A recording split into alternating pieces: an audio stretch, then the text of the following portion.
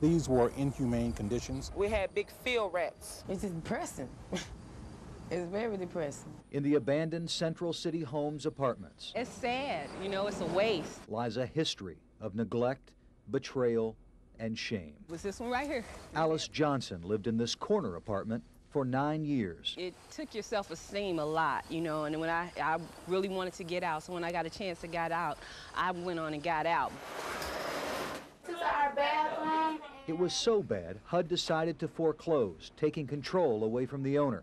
But according to dozens of residents, that's when things got even worse. Hey, you know, it's a dump. It's just like a dump.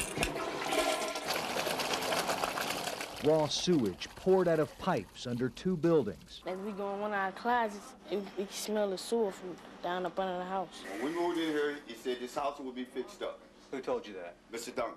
And we moved in here, everything was just like it is. Did you tell him that you guys would fix up the apartment for him?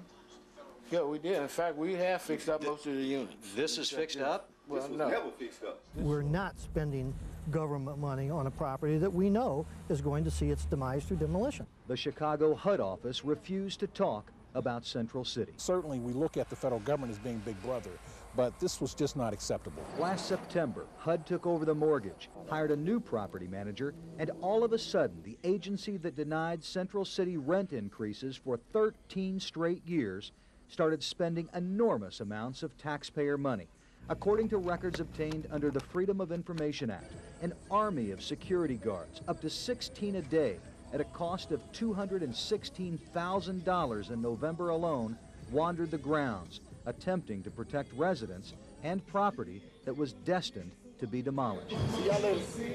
Also in November, HUD records show the government had a $91,000 water bill, which it refuses to explain. At the same time, it collected only $418 in rent. Our investigation found U.S. taxpayers spent more than $1 million protecting, then destroying Central City. HUD sold it to the East St. Louis Housing Authority for $10.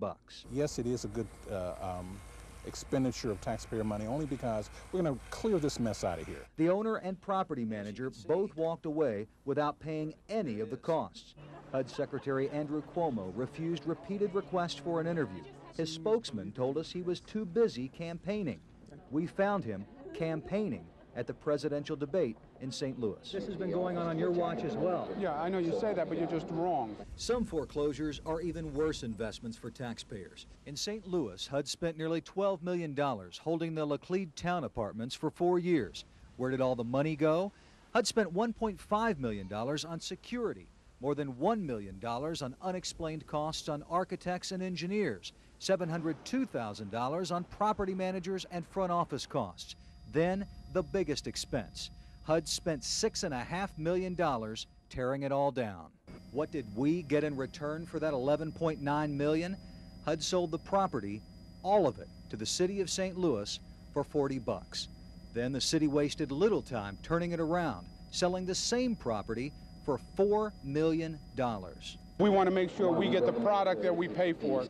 In Kinloch, HUD spent nearly $1.7 million holding these apartments, then sold them to the city for $10.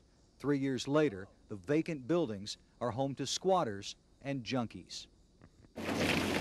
Back in East St. Louis, there is hope for a fresh start. Demolition crews destroy Central City homes. Buried under the rubble, the promise of a better life. Now the dream is reflected in Alice Johnson and many others committed to keeping the promise. It's gonna get better. Can't get no worse.